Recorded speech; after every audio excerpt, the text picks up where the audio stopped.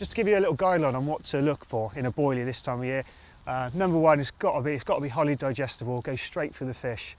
The second one would be breaks down very quickly, releases its attractors. And the third one, it's got to be attractive, and that goes without saying. If you get these three elements in your boilie, you're onto a winner. You're onto something that the fish are going to pick up repeatedly and pass through with no problems. I'd stay away from the high fish meal content baits, high fish oils. A lot of them tend to solidify in the winter and give the fish problem. And certainly from the tank tests and the pond tests, more importantly, I've done with koi in the winter, things like halibut pellets and boilies with high oil content just get ignored and don't get eaten. So try and stay away from that. Try and pick a bait that releases very quickly. Having a bait that's quite soft as well is going to enhance that. Boilies as well, application couldn't be easier as well. Straight at the catapult, throw and stick, you can bait a magnitude of areas very, very quickly and keep that repetition of the bait going in.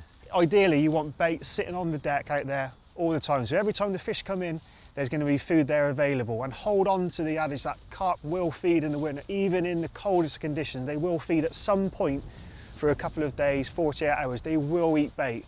So if I can give the fish, say, 50 or 60 baits every 48 hours, that's going to keep them coming back. And I've actually had instances when carp will be travelling 200 yards over a lake to come into a Pacific area at night to feed. And if you can get that, that's certainly, you're going to put a lot of fish on the bank. It's repetition, keep that bait going in. Instead of putting in big hits of bait, 5 kilos at a time, which do work, if you can keep little and often, keeps the fish coming back, and you pick them off one by one. As they travel in, you nick one of their mates, pack goes back, the next night another pack comes in, keep nicking them like that. So keep the bait going in, repetition.